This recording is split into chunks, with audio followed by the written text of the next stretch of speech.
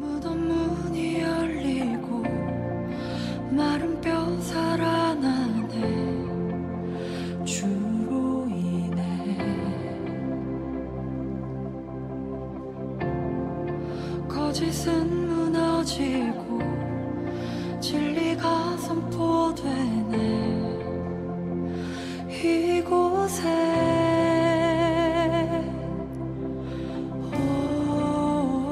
마가복음 강의 13번째 시간인데 지난주까지 씨 뿌리는 비유에 대해서 배웠습니다. 예수님께서 7가지 비유를 들어서 천국의 비밀을 가르치셨는데 오늘은 두 번째 그 비유의 말씀, 등불의 비유에 대한 말씀입니다. 우리 4장 1절에서 시작된 씨 뿌리는 비유와 오늘 말씀 21절에 또 그들에게 이르시되 이런 말씀을 보면 서로 지금 말씀을 듣는 장소가 똑같다라고 하는 것을 알 수 있습니다. 우리 주님이 배 위에서 강가에 수많은 사람들이 앉아있는 그 모습을 보고 배 위에 서서 강가에 수많은 무리들을 향하여 설교를 천국의 비유를 들고 있습니다. 일반적으로 유대인들에게 일상적인 생활 속에서 만날 수 있는 이러한 소재들, 쉽게 접할 수 있는 그런 친숙한 소재들을 가지고 비유로 말씀하십니다. 농부들이 씨 뿌리는 것을 보여주면서 밭에서 씨를 막 던지며 뿌리고 있는 그 모습을 상상하면서 말씀합니다. 오늘 본문처럼 등불을 소재로 삼는다든지 씨 뿌리는 비유를 삼는다든지 다음에 나오는 겨자씨와 작은 겨자씨를 들고 와서 비유로 말씀하시는, 그렇게 시청각 교육으로 가르치고 계신 것이죠. 지지난주에 씨 뿌리는 비유에 대해서 우리가 최종적으로 주님의 마음이 무엇이었는가, 씨 뿌리는 비유를 통해서 우리에게 무엇을 말씀하시는가라고 하는 것이었습니다. 단지 예수님께서 무리들 가운데 수많은 무리들 가운데 네 종류의 사람을 구분하여 너희들이 지금 네 종류의 사람들이 있다, 단순히 구분하기 위해서 비유로 말씀하지 않으셨습니다. 모두가 좋은 옥토밭으로 변해가서 30배, 60배, 100배의 열매를 맺기를 원하시는 것이 하나님의 마음이었다 그랬습니다. 씨 뿌리는 비유는 모든 사람들이 그 사람이 어떤 상황에 놓여 있든지 점점점 변화되어 옥토와 같은 마음이 되고 거기에 말씀의 씨앗이 뿌려져서 많은 열매를 맺게 하기 위한 것이 주님의 마음이었다. 결론은 그거였습니다. 길가와 같은 마음처럼 단단하게 굳어져서 세상의 지식으로 꽉 차 있어가지고 하나님의 말씀이 들어올 공간이 없습니다. 세상의 철학과 지식으로 가득 차 있어서 온갖 세상의 시류와 잡다한 지식으로 머릿속에 마음속에 꽉 차 있어서 말씀이 들어올 수 없는 그런 사람도 하나님께서 그 단단한 마음을 부수고 말씀이 살아 역사하여 그들의 단단한 마음을 깨트려서 옥토와 밭으로 점점 변해가기를 원하신 것이죠. 또한 돌짝 같은 밭도 마찬가지입니다. 이 돌짝밭으로 가득한 이 밭이 옥토로 되기 위해서는, 옥토와 같은 밭이 되기 위해서는 어떻게 해야 되겠습니까?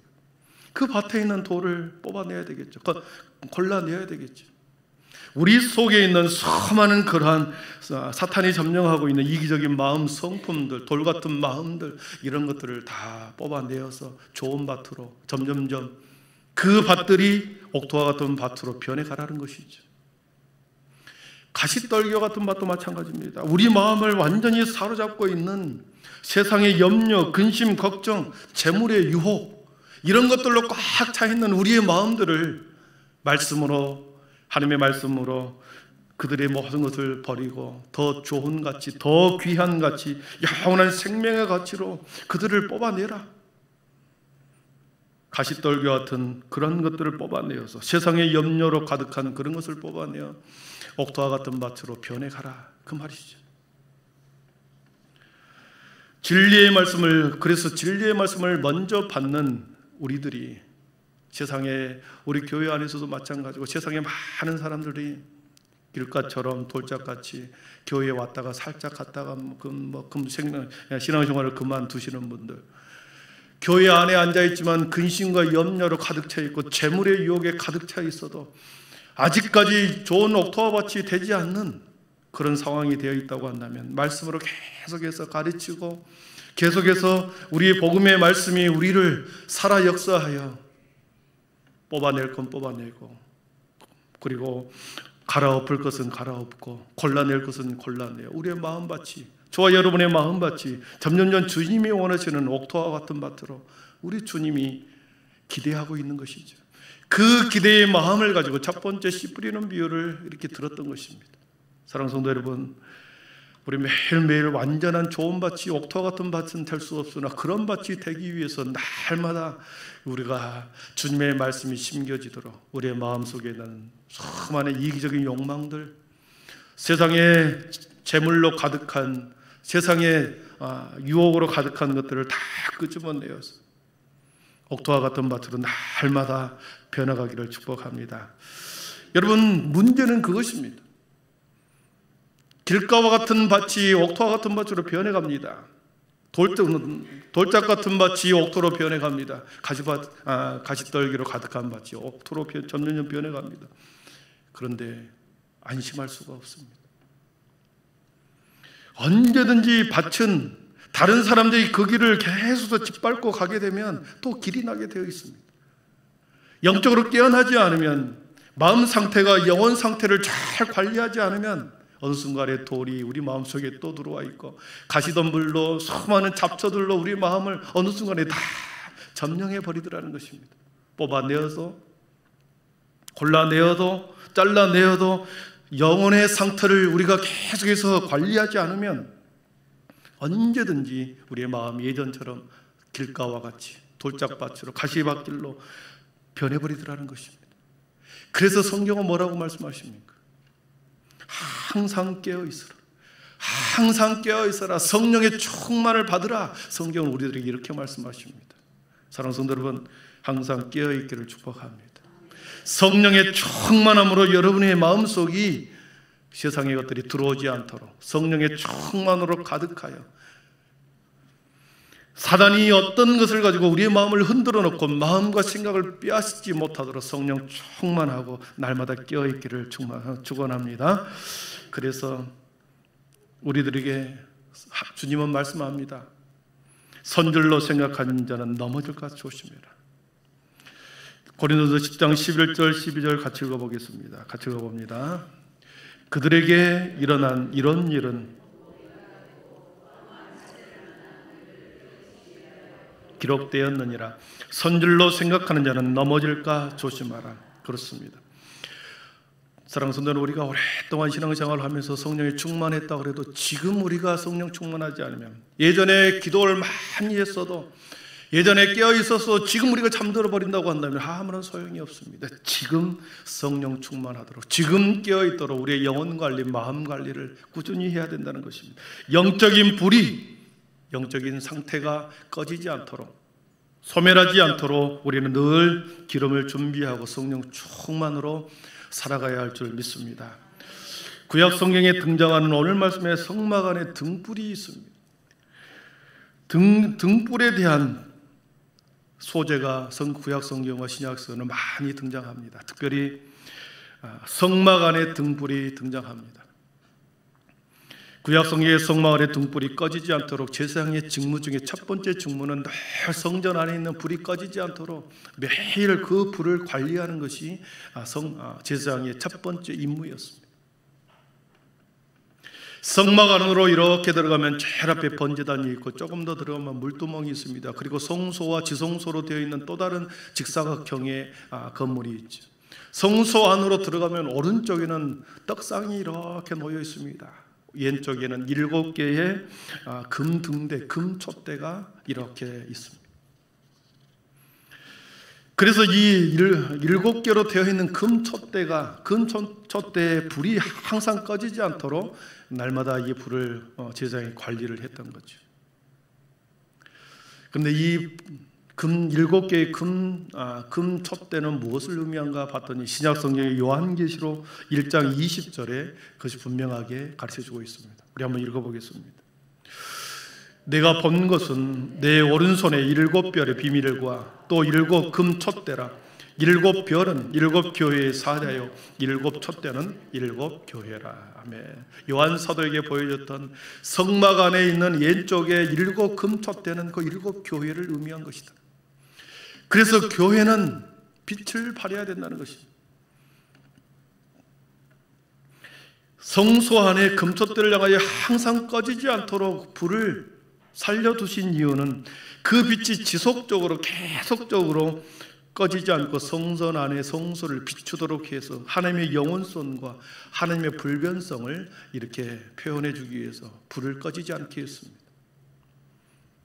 사랑하는 성도 여러분, 신약시대의 교회에 와서도 그렇습니다. 이 땅의 교회에 하나님의 불이, 기도의 불이, 말씀의 불이 꺼지지 않도록, 하나님의 진리의 불이 꺼지지 않도록 영원성과 지속성을 가지도록 주님이 오실 때까지 교회 안에는 그런 기도의 불과 성령의 불과 또 말씀의 불이 꺼지지 않도록 해야 이곳에 들어오는 모든 사람들에게 영적으로 길을 잃어버리고 방황하는 그들에게 진리의 빛을 그들에게 보여줘야 되는 거 아니겠습니까?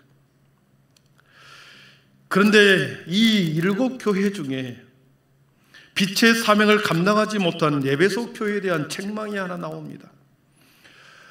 7 금촛대는 7 교회를 상징한다 그랬는데 이 7 교회 중에 빛의 사명을 감당하지 못한 에베소 교회에 대해서 하나님께서는 책망을 합니다.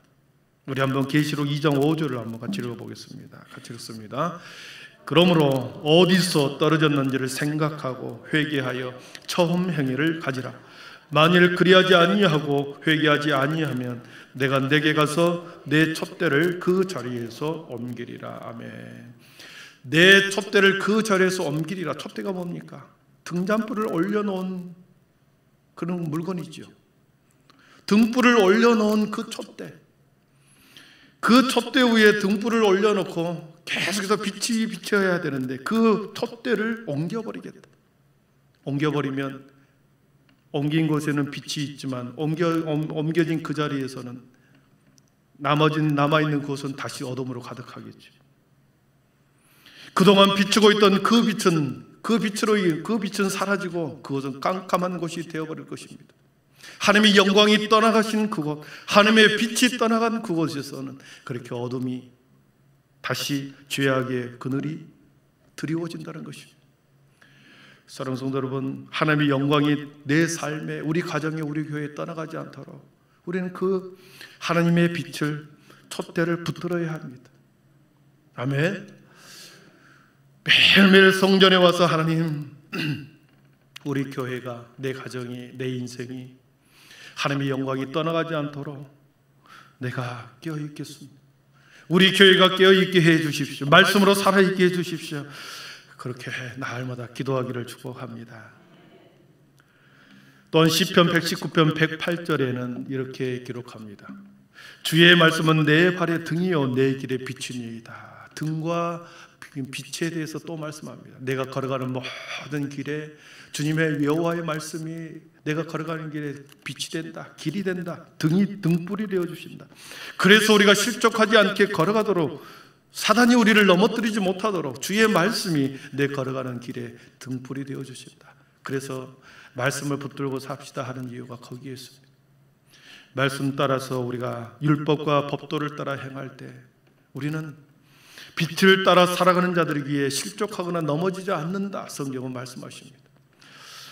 주의 말씀을 우리의 생명의 말씀으로 그리고 진리의 등불로 삼으면서 여러분 남는 삶을 살아가기를 축원합니다.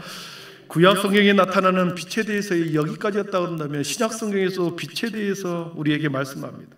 신약 성경 요한복음에 보니까 우리 주님을 참빛, 참된 빛, 근원의 빛, 오리지널의 빛, 근원의 빛이라고 소개하고 있습니다. 그러면서 그 참빛을 믿는 모든 자들에는 빛의 자녀라고 말씀하고 계십니다. 우리 에베소 5장 8절을 같이 읽어보겠습니다. 5장 8절입니다. 너희가 전에는 어둠이더니 이제는 주 안에서 빛이라. 빛의 자녀들처럼 행하라. 빛의 열매는 모든 착함과 의로움과 진실함에 있느니라. 주를 기쁘시게 그것이 무엇인가 시험하여 보라. 너희는 열매 없는 어둠의 일을 참여하지 말고 도리어 책망하라. 그들이 은밀히 행하는 것들은 말하기도 부끄러운 것들이라. 그러나 책망을 받는 모든 것은 빛으로 말미암아 드러나나니 드러나는 것은 다 빛이니라. 아멘. 우리를 세상의 빛이라고 말씀하십니다. 빛의 자녀라고 말씀하십니다. 빛의 자녀, 빛의 자녀들은 모든 착함과 의로움과 진실함의 열매를 맺어라. 우리 성경은 그렇게 말씀하십니다. 사랑하는 성도 여러분, 빛의 자녀의 삶은 모든 착함과 의로움과 진실함에 있다 말씀하십니다. 모든 착함이라고 하는 것은 윤리적, 도덕적인 일반적인 선을 말합니다. 양심에 반하는 행동을 거부하는 일체의 행동을 우리는 모든 착함이라고 표현합니다. 의로움이라고 하는 것은 하나님과 우리에게 바른 관계, 하나님이 우리에게 주시는 하나님의 법의 기준에 맞는 율법, 법도에 어긋나지 않는 법적인 선을 의미할 때 의로움이라고 합니다. 그래서 하나님과 우리 속에 바른 관계를 맺는 것을 의로움이라고 합니다. 그리고 진실함이라고 하는 것은 거듭난 그리스도인들이 속임이 없이 솔직하고 정직하고 순수한 성품을 진실함이라고 말합니다. 빛의 자녀인 너희는 도덕적이고 윤리적인 선뿐만 아니라 양심에 어긋난 반하는 행동을 하지 않을 뿐만 아니라 하나님과의 바른 관계, 그리고 거듭난 그리스도인으로서 솔직하고 정직하고 그리고 순수한 성품을 가지고 살아가라고 하는 것입니다.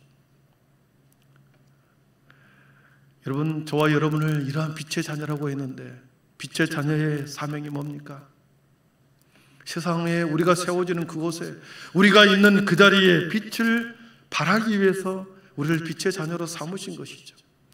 저와 여러분이 있는 그곳에 빛의 자녀로 빛을 빛으로 하고 우리를 빛의 자녀로 삼아 주신 것이죠. 근원이신 빛을 받아 우리의 삶의 자리에서 모든 착함과 의로움과 진실함으로 빛을 발하라.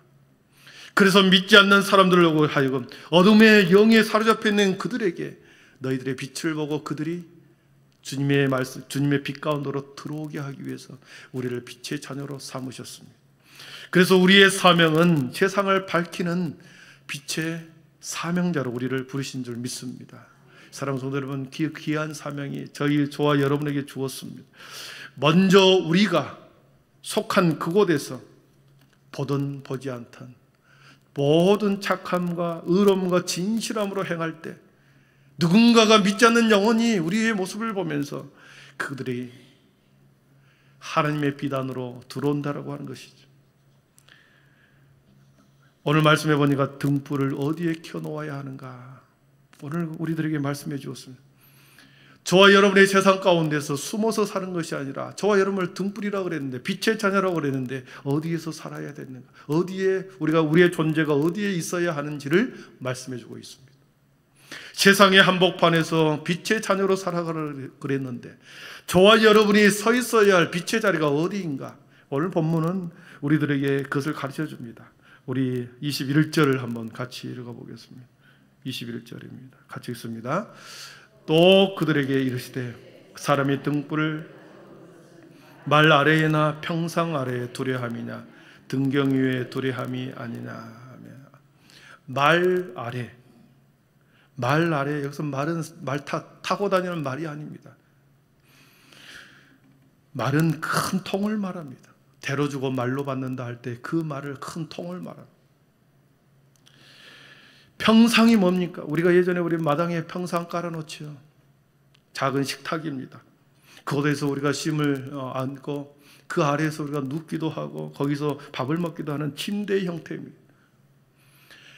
여러분, 이 불빛을 평상 아래에 둔다든지 큰 통 안에 불을 그렇게 그 안에다가 두어버린다든지 그러면 어떻겠습니까? 빛을 비출 수 있겠습니까? 등불이라고 하는 것은 반드시 빛을 널리 비추기 위해서 높은 곳에 걸어 놓아야 되는 거죠. 어둠을 몰아내고 환하게 비추어 모든 것이 드러나게 하는 것이 빛의 역할이죠. 빛을 큰 통 속에 집어넣거나 평상 아래에 놓아버린다고 한다면 빛을 비출 수 있겠습니까? 사랑하는 성도 여러분, 그것입니다. 저와 여러분이 빛의 자녀라 그랬고 빛의 자녀로 세상 가운데 파송한 빛의 사명자로 세상에 파송했습니다. 저와 여러분이 어떤 한 공간 속으로 숨어버린다든지 빛이 비지 못하도록 어떤 밑으로 숨어버린다든지 이래서는 안 된다는 것이죠. 다른 사람들이 우리의 모습을 보도록, 다른 사람들이 우리의 삶을 보도록 드러내라는 거죠. 다른 사람이 볼 수 있는 그곳에 서라는 것입니다. 사랑하는 성도 여러분, 두렵죠.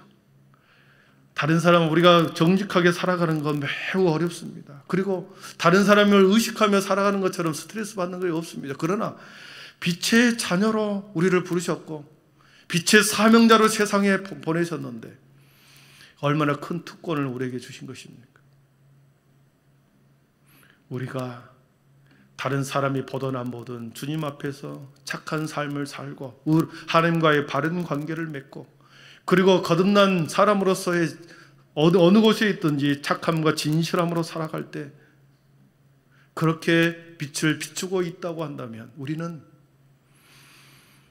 등경 위에 두는 것과 같은 모습을 갖고 있는 것입니다. 저와 여러분은 많은 사람들이 지켜보는 하나님의 불빛입니다. 저와 여러분은 숨어서 살 수 없습니다. 가정에서 사람들이 가족끼리 모일 때 너 교회 다닌다며, 내 목사라며, 너가 권사라며, 너가 장로라며 다 압니다. 친구들의 모임에 가면 또 마찬가지입니다. 내가 장로라는 거, 내가 집사라는 거, 권사라는 거 친구들도 다 압니다. 여러분 숨어 살 수 있겠습니까? 어떤 형태로 우리는 드러나게 되어 있습니다. 22절을 보십시오. 22절을 같이 한번 읽어보겠습니다. 드러내지 않고는 숨긴 것이 없고 나타내려 하지 않고는 감추인 것이 없느니라 그랬습니다. 하나님께서는 다 드러나게 되어 있습니다. 사람이 물건을 만들 때 숨기려고 만든 물건은 없습니다. 이것을 다 많은 사람들에게 사용하도록 만든 것이 물건이죠. 하나님의 세우신 계획도 그렇습니다. 저와 여러분을 향한 하나님의 계획도 하나님께서 우리를 숨어 살게 하게 하신 것이 아니라 은폐하기 위하고 사장시키기 위한 것이 아니라 우리를 드러나게 하여서 결코 언젠가는 반드시 드러나게 하여 하나님의 빛을 세상 가운데 비추게 하기 위한 계획이 저와 여러분에게 있습니다. 그래서 우리는 숨어 살 수 없고 통 속에 들어가서 우리는 빛을 발할 수가 없는 것입니다.